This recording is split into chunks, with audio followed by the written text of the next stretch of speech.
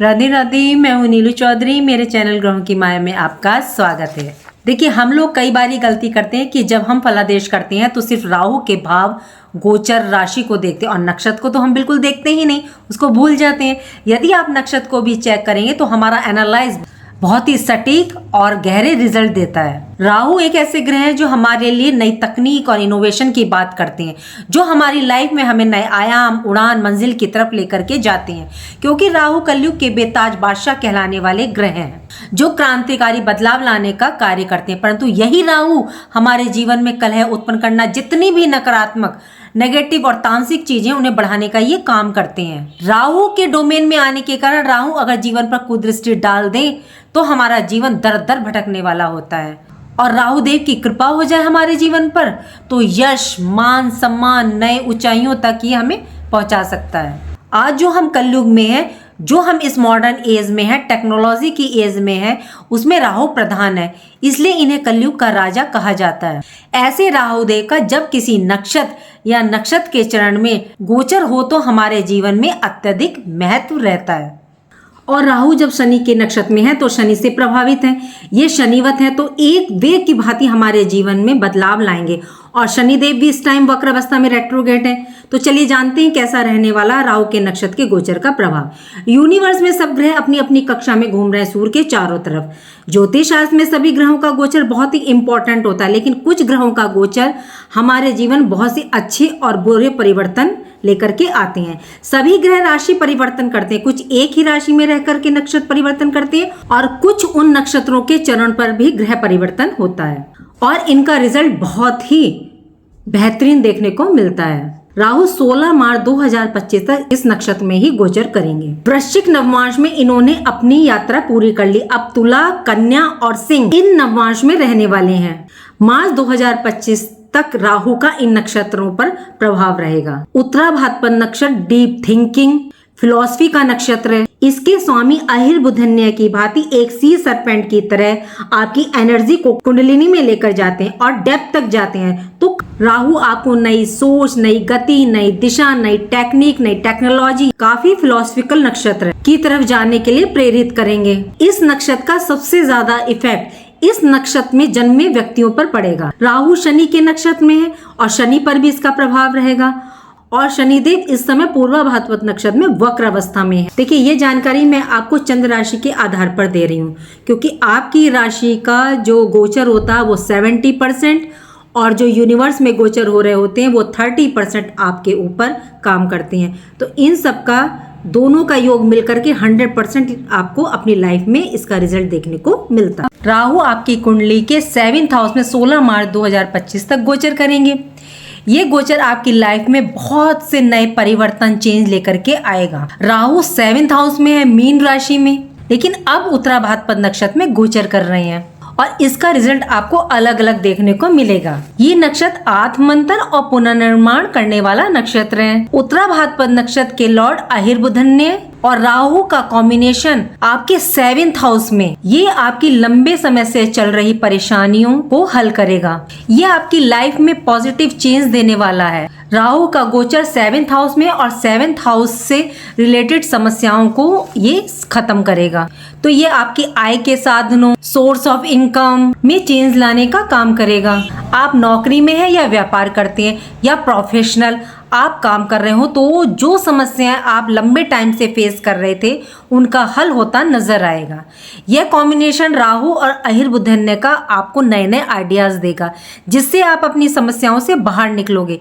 यदि आप जॉब कर रहे हैं तो आपके खिलाफ कोई politics, lag pulling, boss, senior, colleague से रिलेशन खराब हो रहे हैं या प्रमोशन नहीं हो रहा, इंक्रीमेंट नहीं लग रहा, या जिनके पास जॉब नहीं है उनको जॉब नहीं मिल पा रही है। आज के कंपटीशन के दौर में बिजनेस को सरवाइव कर पाना या बिजनेस ग्रोथ में प्रॉब्लम हो सकती है।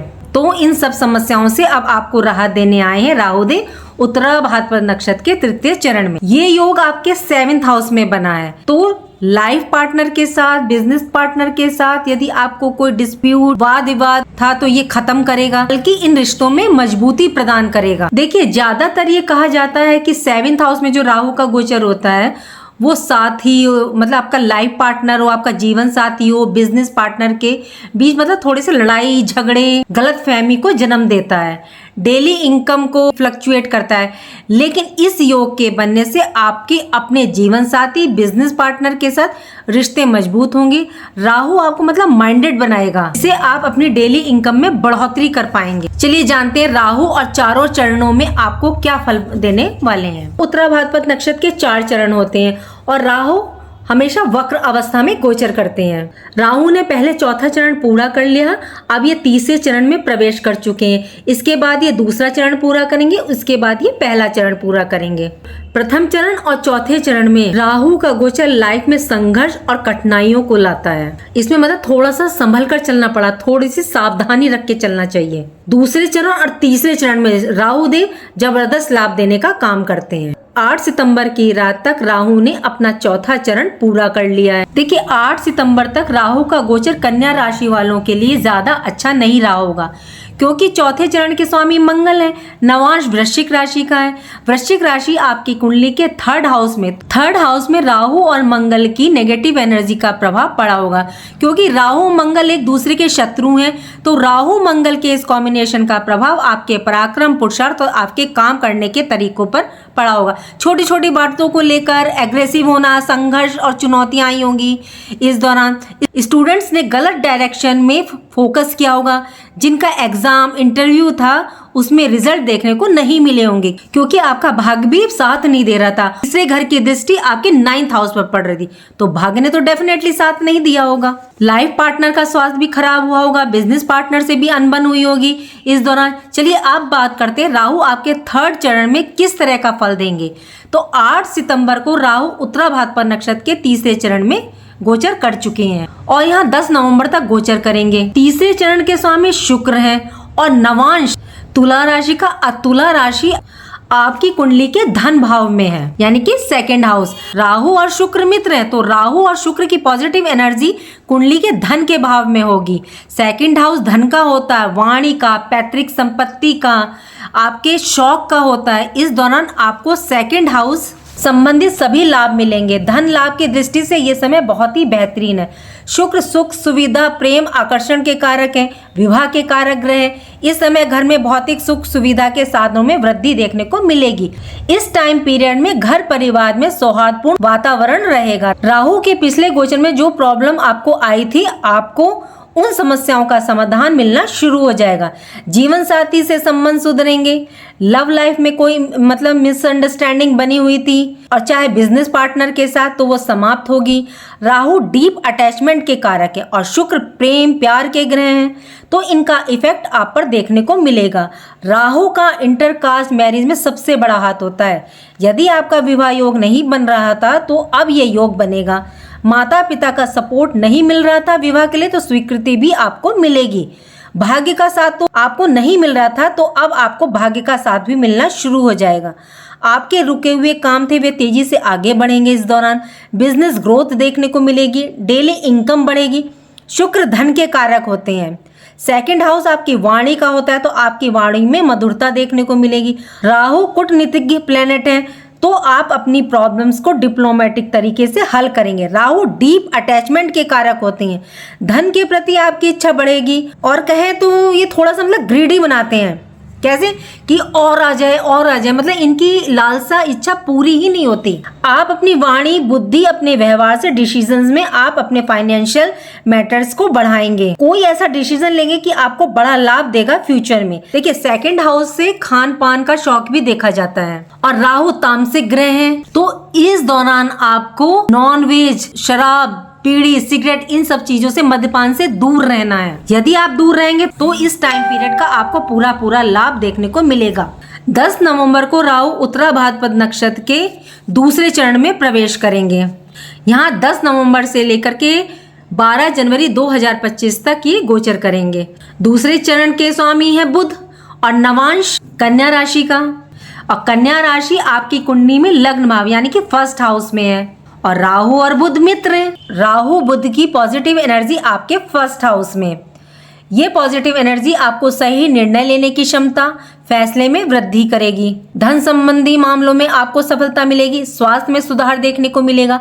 फर्स्ट हाउस के स्वामी बुध बुद्धि के, व्यापार के, वाणिज्य के कारक ग्रह, तो इस दौरान व्यापार में आपको जबरदस्त लाभ देखने को मिलेगा। आपके जो पिछले समय में शत्रु बने थे, उनसे जो आपको समस्याएं हुई थी, उनसे आप डिप्लोमेटिक तरीके से उन समस्याओं को सॉल्व करोगे। बिजनेस में ग्रोथ और जबरदस्त लाभ देखने को मिलेगा।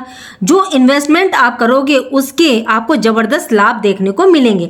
पार्टनरशिप में कोई तनाव था वह भी समाप्त होगा।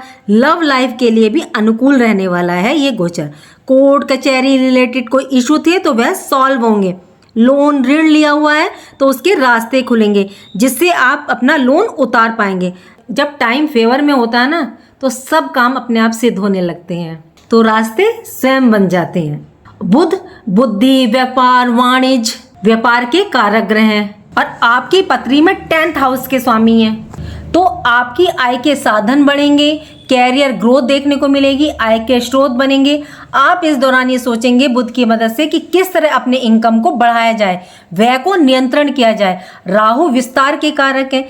इस टाइम पीरियड में जिनके पास जॉब नहीं थी उनको नए नए अवसर मिलेंगे। आपको अपनी मेहनत का मतलब पूर्ण रिजल्ट इस टाइम देखने को प्राप्त होगा। राहु का अंतिम गोचर उत्तरा भाद्रपद नक्षत्र में 12 जनवरी 2025 को राहु का गोचर उत्तरा भाद्रपद नक्षत्र के प्रथम चरण में होगा और ये यहाँ 16 मार्च 2025 तक विराजमान रहने वाले हैं। 16 मार्च 2025 तक राहु गोचर करेंगे प्रथम चरण में और प्रथम चरण के स्वामी है सूर्य और नवांश सिंह राशि का है और सिंह राशि आपकी पत्री में 12th हाउस में है।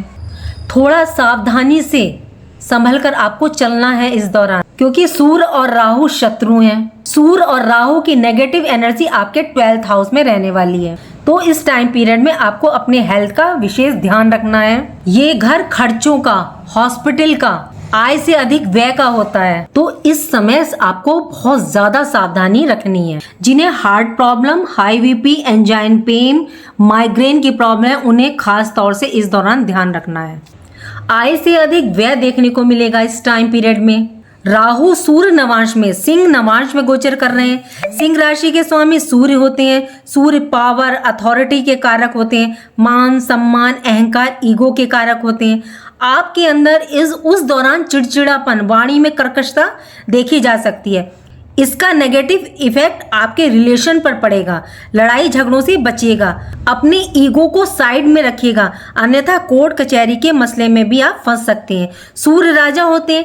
12th हाउस विदेश संबंधी होता है। यदि विदेश में सेटल होने की सोच रहे हैं तो ये उत्तम समय है। आपको इस दौरान पिता से बनाकर रखनी है, उनका आशीर्वाद लेकर के रखना है। किसी कार्य को करने से पहले बड़ों की राय मशवरा आपको जरूर लेना है इस दौरान। राहु का ये गोचर उत्तरा भाद्रपद नक्षत्र के तीसरे, दूसरे, पहले चरण में कन्या राशि वालों के लिए डेफिनेटली चेंज लेकर के आएगा। इसका पूरा लाभ उठाएं। चलिए बात करते हैं उपाय की। उपाय करने से क्या होता है कि जो लाइफ में हमारी थोड़ी सी प्रॉब्लम, दिक्कत आने वाली, जैसे ये जब ये पहले चरण में गोचर करेंगे तो तब थोड़ी सी प्रॉब्लम देखने को मिलेगी। जब ये आपके 12th में से गोचर करेंगे तो आपको उपाय क्या करना है, तो देखिए, एक तो अगर आपके घर के आसपास कोई सफाई कर्मचारी आता हो, स्वीपर, तो उसको कुछ पैसे दें, उसको कुछ खाने पीने के लिए दिए।